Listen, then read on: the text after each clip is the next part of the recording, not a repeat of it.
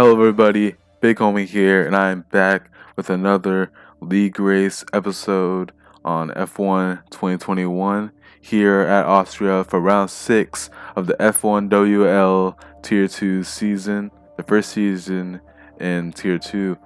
And I know it's been a while since I've posted anything.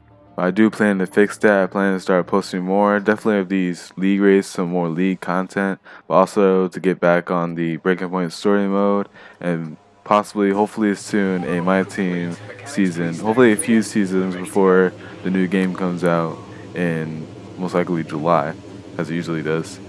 But here we are then, heading right into qualifying Q1. And as you see, I'm driving the Ferrari. My teammate at this point was Binkers, though he has switched teams as of this recording. And actually, this race was a few weeks ago, but I posted it very late. And I do have a few other races I do want to post, but it'll be Belgium or Singapore. Most likely Belgium will be the next race I post. That was in round 7, but Singapore I'll probably only do like a half video on, or just show a few clips from it for another video. But here we are then on our first full hot lap in Q1 at Austria, and I would say my pace at Austria wasn't the strongest. Usually circuits like these I love, but the curves at Austria, they always kind of mess you up as I take way too much curb, turning in a bit too early, and I'm going wide. So yeah, if you end up taking too much curb, definitely in the first corner, it'll mess up almost your whole lap. As I go wide in turn 3, technically turn 3, though realistically it's turn 2. Is the technical term is that actual second corner. Still not used to that little kink in the, but it's not even a straight because technically that kink is turn 2, but it is what it is. But as we keep going on our lap, we're behind High Caliber. Comparing sector times, we are a full second up on High Caliber on the top left of the screen as we take a lot of curb on the exit of the corner.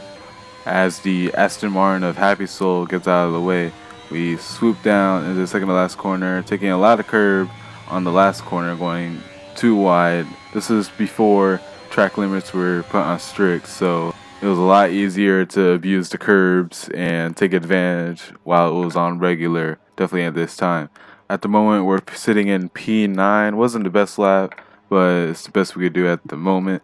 We're ahead of Mick in P10, ahead of Max, my teammate Binkers in P12, and we still have a bit of extra pace in us, so hopefully the aim is to get through Q2 on mediums. But at the moment, sitting in P9, I'm not too confident that we'll be able to make it through on mediums, let alone just probably getting out of Q3, or making it into Q3 rather. But at the moment, now we're sitting in P10. Someone's gone much faster than us probably. But like I said, Austria is supposed to be a track I love. Supposed to be the design of the track is really just suited to me, since I normally hate street circuits. But this was just not my day. I took way too much curves a lot of the time, and France, like I said, France is one of my favorite tracks, and I feel like France and Austria do have a lot of similarities, but for some reason I just couldn't put everything together. Definitely in Austria and a Red Bull Ring, and just this racing example of, while the track design itself was more suited to me, this wasn't my day.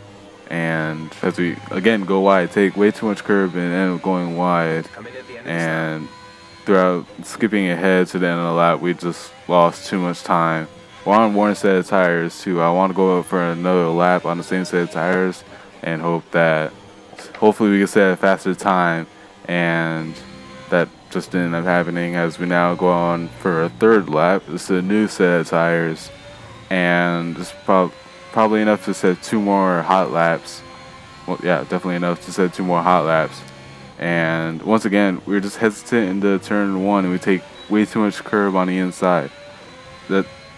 just looking back at this recording and just looking at the back of the footage, like why did just the feeling, why did I take with so much curb just on that turn one, and that's really kind of what messed up my lap definitely the most, because turn 3 was pretty alright, missed the apex by a little bit, but it was good enough. Turn 4 right here, pretty good, hit the apex, got a good exit. We have Hill Tecker off ahead, but luckily it was ghosted.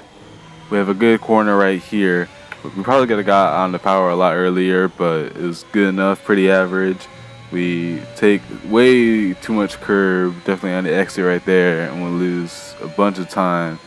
And we're definitely gonna have to another lap. We've already lost 2/10 just in this sector, 3/10 now. Back down to about half 2/10, but we're definitely gonna have to go out on another lap after that mistake just to make it to Q1. So I hope that I can make it through Q2 on mediums. Now we're trying to fight to stay out of the elimination zone, as we got a much better exit through turn 1. Through turn 3, we lose a bit of time on the exit, but we do take a better corner overall, as we're 1/10 and a half up on our best time so far. As we head into turn 4, we get a mediocre turn. It isn't the best exit, actually pretty good as we go up just about a quarter of a second, but we're just finding the smidgets of time and losing here and there. As we get another good exit, we gain a bunch of time right just on that corner alone, on the exit alone, and we're able to gain 4/10 on this lap as we take a lot of curb in the third sector, get a good exit across the line, and we're sitting in P6. It was a pretty good lap, at least it felt pretty good at the moment, and we're going to finish in P6. We gained a lot of time in that third sector. It will take up a lot of curb, probably thanks to the regular track limits. But so we jump up 10 positions. That was a pretty good just final lap of Q1, and it kind of gives us a little bit of motivation heading into Q2, and being able to this is a sign that hopefully we can make it to Q2 on mediums, as we do go out on mediums for our first lap. And I want to make it through Q2 and make it to the race on mediums. As Mick spins out right there, we have a narrow window to avoid him. We don't let off the gas, as we need to complete this lap, as we take a beautiful, absolutely perfect, one of my best turn ones probably even throughout the whole race. That was probably my best turn right there. Not turning in too early, turning in at the right time and getting a good exit. And we're able to get a good exit right here. And this is on mediums. If only we could do this on the soft, probably if we did it just the first time, it would have been a lot easier heading into Q1. But here in Q2, we're finally getting everything down. We're finally getting into a bit of a rhythm as we actually hit the apex right there. I thought we were about to go wide a bit. We do pretty good right there. We get a good exit. Careful not to get on the curb on the inside with that right-hander, because that easily sends you into a spin. And a lot of corners on F1 2021. There's a few to name on a few different tracks, but definitely here there are a lot of corners where you can just send you into a spin, and those are one of those corners where if you touch it just a smidge, just a little bit, you'll just end up doing a 360 or 180, most likely 180. But we set a pretty good lap on the mediums, but we're sitting in P7, and I just didn't feel comfortable. Our strategy was to go from medium to softs in the race. I'm like, okay, if I had to, I can do soft to mediums, and it'll be a lot easier. But as we move ahead in the lap, we just lose time. It was weird because I'm like, already softs, they're supposed to be faster, they're supposed to feel better, but I don't feel good on them at all. So we're just gonna box probably for a new set of softs, and hopefully we're able to set either a faster time. As we're sitting in P10, this is our final lap at Q2. We need to set a faster lap because odds are active subset. We have similar pace. Definitely, we have similar race pace. And CMD, we've seen what he can do. He definitely be faster at times. And this was definitely one of those races where I was not feeling good on these softs. For some reason, either our medium lap was so good, I just didn't feel good about it, or these softs were not working for me at the time. As we go for one more lap, this is our second consecutive lap, as Max DNFs out of the session. Not sure where he qualified. I think he was already eliminated from Q2 or an elimination zone. So that's at least one more person we don't have to worry about overtaking us. But as I slow down just enough. Oh, I thought I slowed down a bit, but we just don't gain any time. And these softs just felt so horrible. Either they overheated way too quickly. I don't even know what happened. But as we only have two more people across the line, we have CMD and Hilltecker. CMD heads to the pits, so we only have Hilltecker. I believe Hilltecker either retired or DNF'd. I believe he might have retired. So by some miracle, we make it through into Q3 on the medium compounded tire. This plays into our hands perfectly and sets us up for a great race. The strategy is to go long on the mediums, then able to pit for the softs and try to take those to the end. We don't have really worn out mediums. It's only one lap for our quality lap. I saw that, I think it was DRS Russell. I think he had 4 lap old mediums. So him having to do multiple laps on the mediums, that will count towards his race. But doing just this one lap on the mediums, that'll play into our hands. And hopefully we can have a good fight up front. And hopefully, if we have a Q3, qualifying usually isn't my thing. Usually I do poor in qualifying, good in the race. But this time I'm able to just have the perfect opportunity to set up a great race and hopefully maybe even land on the podium. As once again, I have a great turn 1. Sorry I didn't mention that before. I had a great turn 1, and that's what I need. What I need to do, I didn't need to get on that little yellow sausage curb, because as soon as you do that, it just ruins your turn 1, ruins your exit. But I was able to stay as close to it as possible, but not get on it, and that was what I needed to do. And so we set ourselves up for a good lap here, as we don't spin. We're sticking to the curve. We don't spin right there. That's another curve that can send you to spin on, ironically, the exit of that inside of the curve that'll send you to spin. That's another curve that if you take too much of, you'll end up just unsettling your car and then spinning.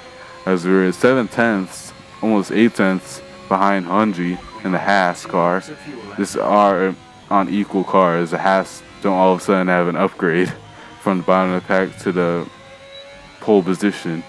But as we're sitting in P8, not everything was hooking up together, and just we thought we had a great Q2. It was more of a matter of circumstance of some people DNFing, some people having to retire, but this time we're not able to just go full pace, full hand on the throttle, and we just don't really set ourselves up good. But like I said, we're not good qualifiers. I'm not the best qualifier in the world, but usually in race pace, I do have much better race pace than I do qualifying pace. As we fast forward to the end of the lap, it's a even worse lap than our first one. But we do get a good exit. We don't really gain any time on that, and not everything was hooking up together like it was in Q2. So we don't really set ourselves up good for Q3 or in further race. This being our qualifying position for the race. But as we cross the line on this lap, we set a purple middle sector. That surprised me. But our first sector was just so horrible. So while we have pace, that does show we have pace in the middle sector. We don't really have good pace in that first sector, probably that first corner, and we're just sitting in P10. So for our strategy, of course, the default strategy was or is going to be medium to hards, but I aim to take mediums over 20 laps, 21 laps, 24 laps, and be able to pivot to softs. But of course, that's the game is already rejecting that option, so I just, alright, I'll change it later. Though I have in previous races forgot to change it, but hopefully we're just able to go full ham and gain a lot of positions in this race.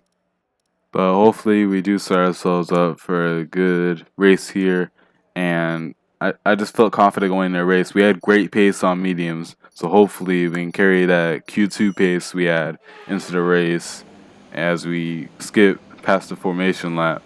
Some people has already teleported to the grid, probably an incident on the formation lap. But all around us, people are starting on softs, so while they will have the pace advantage in the beginning, we'll have the advantage later on when we pivot for the softs. But the 5 legs are on for the Austrian Grand Prix, round 6 of Tier 2. 5 legs are out and we're underway, and we get a good start actually compared to the soft tire runners. We try to defend a little bit, as a lot of people use probably more ERS than we did, as we take a lot of the curve to take avoiding action of hitting anyone else, as there's already 2 DNFs out of the first corner, and we lose 1 position, but overall it's a net gain actually in my eyes, since we're able to stay out of whatever that turn 1 incident was. We're still able to keep our nose clean, and we're still on the mediums. We gotta remember that we're able to go much longer on these mediums, and hopefully this alternative strategy will pay off in the future. But right here, this is kind of what I didn't want. Definitely a safety car this early. I needed the soft tire runners to just go full ham and actually wear out their tires. The quicker they wear out their tires, the more of an advantage that gives me. But here we are then towards the end of the safety car. The safety car actually stayed out for a very long time, and a few people did get penalties, probably for an incident, as we almost hit the back of Subset. But after doing that, I looked behind myself and didn't notice that everyone was already heading off. So they're already a full second ahead as Ultimate Gamer spins out, and we're back up to P10 just like that. Almost a snap of the finger, and we're back up to P10 as Active and Eddie go side by side through turn 1, and we're able to gain just a little bit of that time back that we lost in the first place. And we're trying to stay ahead of CMD, but I don't want to use too much ERS because we gotta save it for, of course, the rest of the race. But 5 laps are already gone away, as he had a little look on the inside. We gave him just a little room to work with, but we're able to keep the position, and it looked like I think either Eddie pushed Active wide or Active just missed his breaking point and went wide. But we're able to kind of bunch up again as Lord Lapsian spins out. I believe that is a DNF. He might have hit the wall, and he did in fact DNF. So that's another position for us. Kind of this is definitely a race of luck, as even Eddie spins out. So just for even the space of 1 lap, we gained 3 positions off people spinning out, and their misfortune in this case is our gain. And with, I forgot actually top and if you look in P6 is also started on the mediums. Not many people did, actually danced it too. So in P6 though, another safety car. This is kind of what I want. This isn't really, realistically, this isn't what I wanted, but it's kind of does play into our hands, because this kind of forces the soft tire runners to pit early, try to take advantage of the safety car while they still can. But also in hindsight, they really won't lose much time anyway, as we have a lot of people stopped up ahead, as I have no idea what incident happened up ahead. We are forced to stop. We're forced to take avoiding action on track, and Dance, we trying to get out of the way of Dance's path, and Dance just runs into the back of us. I mean, that right here, stopping it right here. I'm already almost at a 45-degree angle to the track, and Dance just turns into us. I don't really know what was going on right there, but we're now have a 5-second penalty, and this kind of just ruined our race later on, as we started on cold tile, get a horrible exit, and I didn't want to fight anybody. These soft tire, make on mediums, but a lot of these soft tire runners, I'm like, okay, they'll have to pit it again sometime, most likely, or they'll be in their safety car. So there's no point in fighting right now. They have the pace. I just need to save my tires, and hopefully it will come back at them once either their tires start dying or when I'm able to pit for the softs and attack them then later on in the stint. So as we move on to lap 11, sitting in P7. So overall, we still have gain, but remember, a lot of people have already pitted under that second safety car. So there's not many other options to do, but have to let some of these go. As Jeans runs wide into us, I was gonna let him through and easily let him through either way, but he just ran a little bit wide, and this is me briefly pausing to clip it.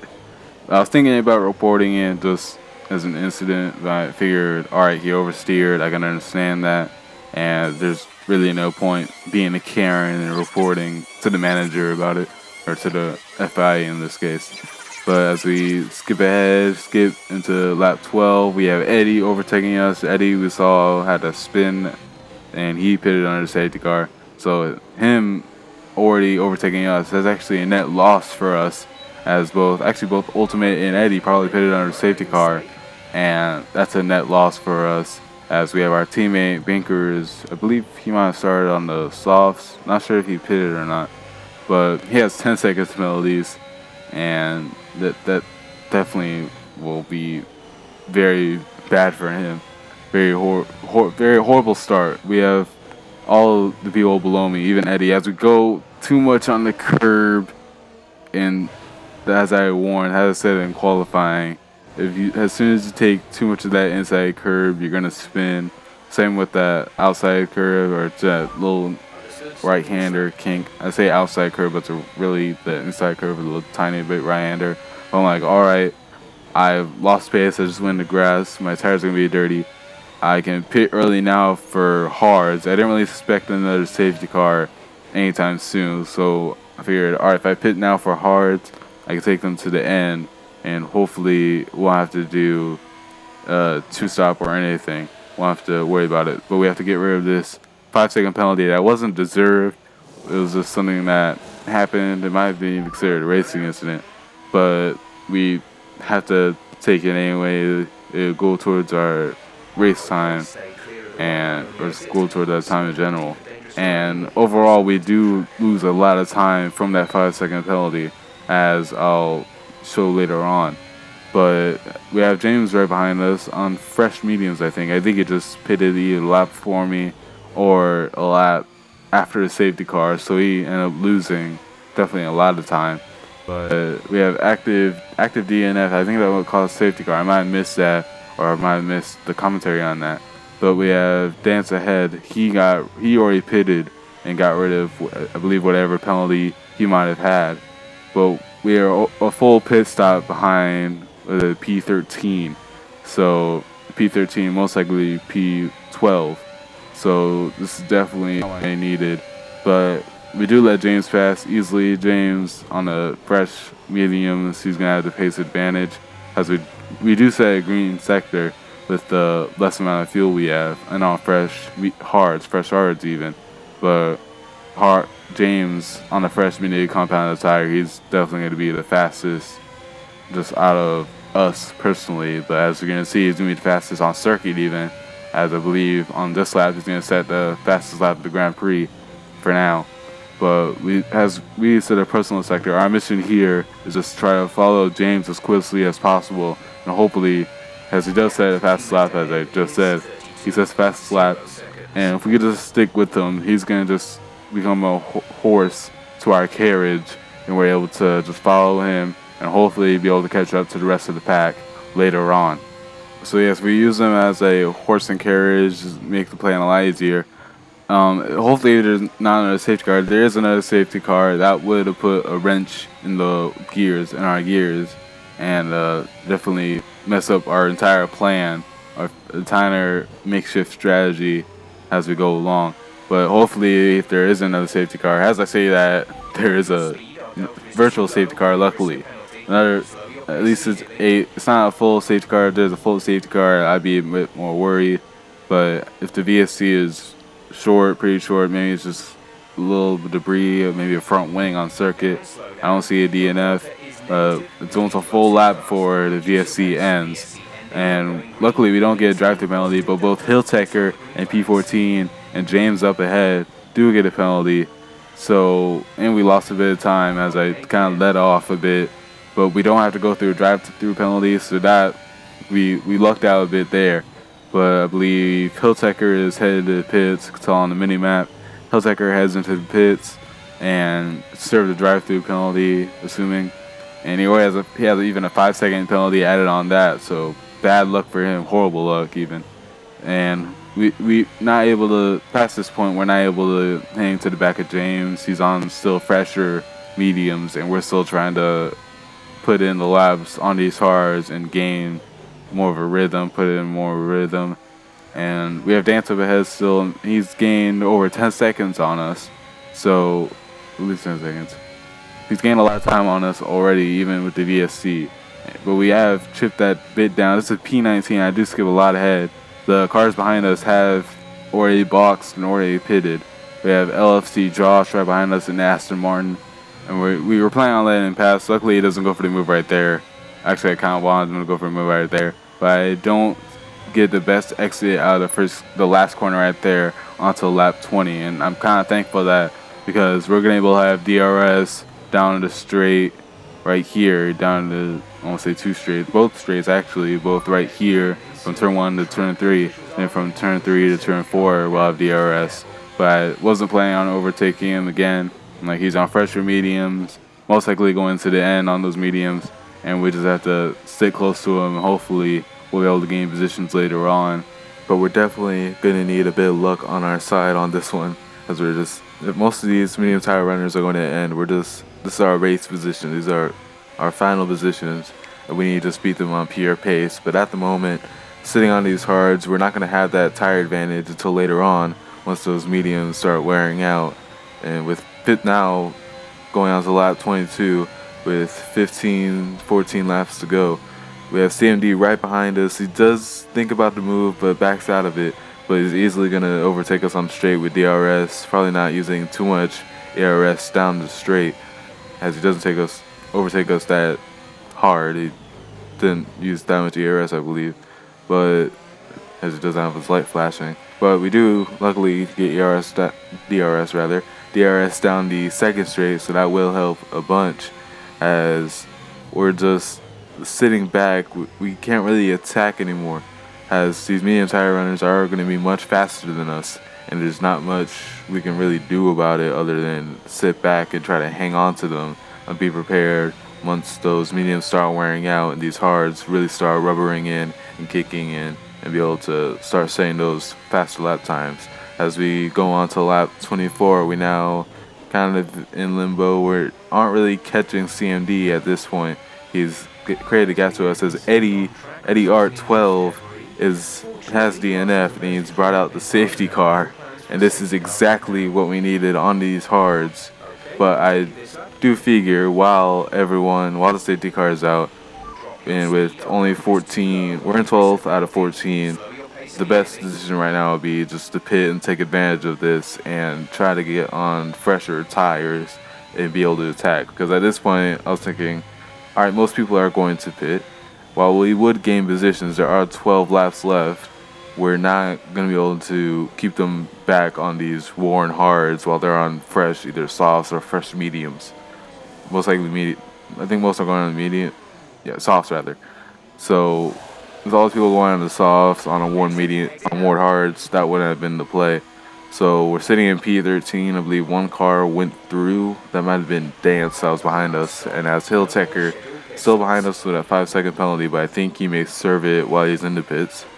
And with the safety car out, this is the bit of luck I was talking about, because we only lost one position throughout all of this, and with 9 laps to go, if we can gain enough positions, I believe Hilltecker actually DNF during the safety car, as we're sitting in last. We don't have much to lose, so the best thing is just pedal to the floor, try to gain as much position as possible in 9 laps, or now 8 laps, and hopefully be able to survive to the end, as that was Luck Post, as he was spun around. So that's one position gain. This is part of the luck of people being chaotic up front and hoping to gain a few positions while people make mistakes in the crowd. And I guess this is part of my race strategy of staying clean, trying my best to stay clean, and let other people fight and make mistakes while we're just always right in the right position to take advantage of the mistakes. As Happy goes wide into the gravel, I believe Top Antoine has damage on his front wing as we just swoop down the inside. A bit of oversteer on the curb on the inside, but we do make the pass. And most definitely has front wing damage. Binkers, our teammate, gets spun around. I believe that might have been LFC Josh that spun around, but it's hard to tell. And that's 4 positions gain. I'm sorry, 5 positions gain in 1 lap. We go from P13 to P8 in the span of 1 lap, and with 7 laps to go, this is exactly what we needed, and it's exactly the game plan I was just talking about, is just being in the right position to take advantage of other people's mistakes and being able to take advantage of just whatever mistakes they make. As we see Dance and CMD up ahead fighting, we have the yellow flags. As Ultimate Gamer, that's a very weird place to DNF. He might have just lost control of his car and spun out. It's hard to tell. A very weird place to DNF, but I believe with safety car reduced, I don't think we're going to see another safety car soon, as Dance gets slightly pushed wide. It was good, hard, clean racing though, as CMD just edges them out. We've caught up to this pack. They were about 2 seconds ahead. CMD was 2 seconds ahead, but we've caught up to this group of 2 cars. And P5 is on the table here. We were once in P13 at the end of the safety car, but here we are at a chance of getting some good points in the race, as the softs just really weren't feeling good to me. As I said in qualifying, the softs really wasn't feeling good to me and was starting to feel a bit worse, definitely on the earlier race fuel. But here we are, we're able to try to push on, and with fuel starting to get low, these softs are definitely going to start feeling much better, and with them starting to rubber in and the track rubbered in, we're going to start feeling much better on these softs. But at the moment, the main objective is stay on Dance and CMD, try to catch them. I know my race pace is usually sit back and let other people make mistakes, but this is a moment where we have to be aggressive and try to make overtakes with only 4 or 5 laps to go. We need to start making moves. We can't just sit back and watch. As we sit back and do watch, Dance and CMD go side by side. There is some bumping back and forth, but overall, with Dance, I believe he ran out of the ERS as his red light is blinking in the back, and we still have 45% left of ERS, so we've definitely been saving a lot of ERS just sitting back and waiting for the perfect time. So we're still sitting back waiting. Dance starting to slowly getting out of DRS range. As he messes up, goes wide on the corner, we have plenty of ERS to use, as we saw his red light blinking, and we should be able to overtake him as he goes late on the brakes. We giving him space, fair play. We give him the space on the outside of the corner, but we're able to overtake him, and now we need to start catching up to CMD as he's just outside of DRS range. We need to start putting in the laps as LC Josh is DNF'd, and this is another safety car. I believe this was when safety car was reduced, so with 3 safety cars so far and one VSC already, this is definitely a packed race for Burt Mylander, driver of the safety car. And at the end, the safety car is going to come in on lap 35. We're only going to have 1 lap of racing, lap 36. So we're sitting in P6. This has been a great race for us. We were once in P13. In the span of only a few laps, we were able to gain 7 positions. So here we are then, waiting for the leader to go, as we finally go with 1 lap of racing. Here we are then, the final lap. We have everyone pulling off to the right, trying to break the slipstream of the other. And let's see who is going to make the mistake. With 1 lap of racing, you know people are going to be very aggressive going into these corners. As CMD is still ahead, we have Dance with 3-second penalty. I believe he might have started track extending just a little bit and got a 3-second penalty. We have CMD diving down the inside, tried to dive down the inside of 2 cars, and that did not work out well. We tapped the side of Henig and just a little bit outbroke ourselves a little bit, and we're just seeing so many cars. I knew it was going to be an accident right here. We have CMD and Mick going side by side. Me and Henig just watching as CMD pushes Mick into the wall, and Mick has definite damage on this final lap. I believe CMD is most definitely going to get a penalty at the end of this race, as Henig has no penalty. If we catch Henig, we might have a chance at the podium with CMD on the podium right now.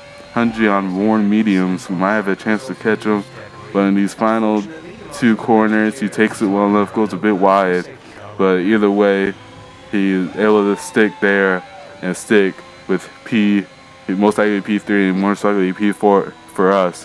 What a race for us, for once being very low on the grid, but now up into P4.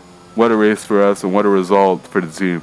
Because I mean, we were just very low. We looked like our whole race was compromised, but just be able to sit back and stay out of trouble and stay clean throughout the race, we're able to stick on. We're able to get some very good points. Our teammate we saw spun around earlier, he gets most likely P9 if CMD gets disqualified, maybe for the incident.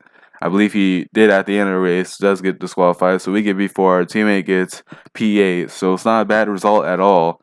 And what started out as a good race on good strategy turned very sour after the safety car and after being spun around by the curb. But we're able to salvage it and salvage for a P4 result. And here are the official results with Russell, Jonesy, and Henig on the podium. We're very close to Henig, but we're unlucky not to be able to get the podium. But P4 not bad from where we started. We have Dance right behind us in P5. Mick, after being slammed into the wall in P6 with front wing damage. He finished with the damage, of course, on that final lap. And with Luke Post, who also got spun around after that second safety car, so he's able to salvage a bit from P7 or into P7.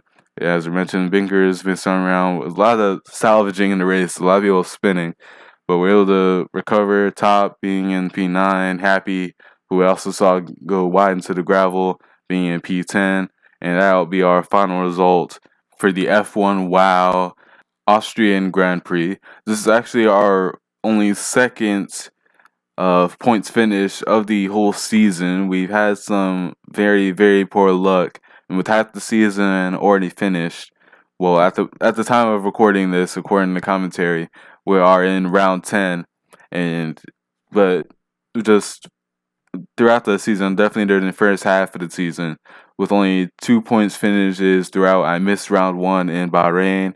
I did pretty well in round 2. I messed up the qualifying, but did a great job, but then got taken out lap 1 of the main race. Baku was another DNF. Portugal was a podium. We were able to get on the podium for the first time and on league racing, though unluckily I wasn't able to record that part. Canada was another DNF, and then, of course, Austria P4. So we're sitting on a total of 27 points, but overall, we haven't been too poor this season. It's the DNFs of just making tiny mistakes. And this being my full season of league racing, I don't think I've done too bad so far. But if you guys did enjoy this one, please leave a like and let me know what you thought in the comments below. If you did enjoy the video, please subscribe. I plan on doing much more content, much more, possibly some Assetto Corsa content very soon. Some more Forza content and some more F1 content. But again, if you did enjoy this one, please do subscribe, and I plan to stay more consistent. And I'll see you guys next time. Peace out.